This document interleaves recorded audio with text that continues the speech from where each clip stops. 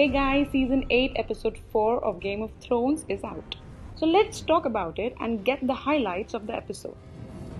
In the beginning of the show, the characters are saying goodbye to the people who laid their lives defending the Winterfell and living. Thousands were burned on the massive fires. The celebrating scene is very different from what we have seen in the earlier episodes. Everyone is just thinking about what they have seen and about the people they have lost. Dany then structures the feast scene when she calls for Gendry and names him the new Lord of Storm's End. This shows as queen she is giving reward to people for what they have done. Thereafter, things starts to relax a little bit. So what started as funeral sort of scene gradually shifts to party atmosphere. However, Dany is still disturbed about what Jon Snow had told her. Also, that everyone is celebrating with him and commenting what madman king he is who is riding a dragon. She sees what love and respect he has from people that even from gesture she just made, she can't ever equalize. After the feast, she goes and talks to Jon with the intention of bringing things back to as they were before. There was a moment where it seems everything is normal, but just then he realizes who she was. Dany then gives him the idea that everything stays normal if Jon keeps the secret. Jon, on other side, promises her his loyalty, but he has to tell this truth to his sisters as they are his family. He thinks he can have both the ways and everyone can live together. Sansa and Arya promises Jon of not telling the secret to anyone. But Sansa, knowing the fact that the secret was very delicate and telling Tyrion, eventually leaking the information to Varys and on. She does tell it to Tyrion with some game plan in her mind.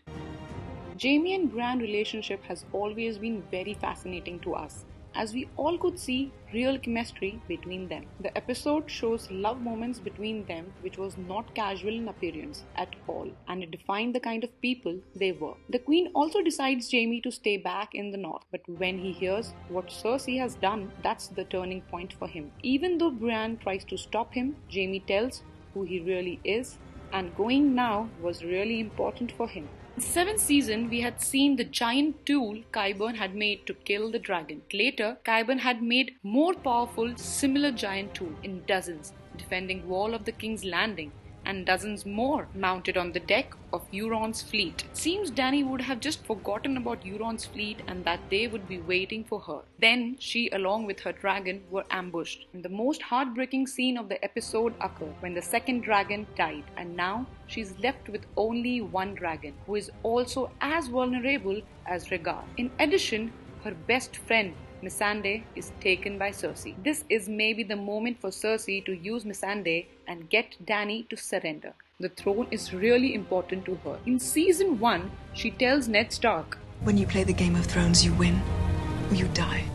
In next scene, we see Dany's handful army against Cersei's huge force and her captured enemy. Both the hands exchange their perspective about their queens and the people who will suffer the most. But Cersei knows that her odds are pretty good at this moment, and she is willing to roll the dice. And for Cersei, the only good prisoner is the dead prisoner.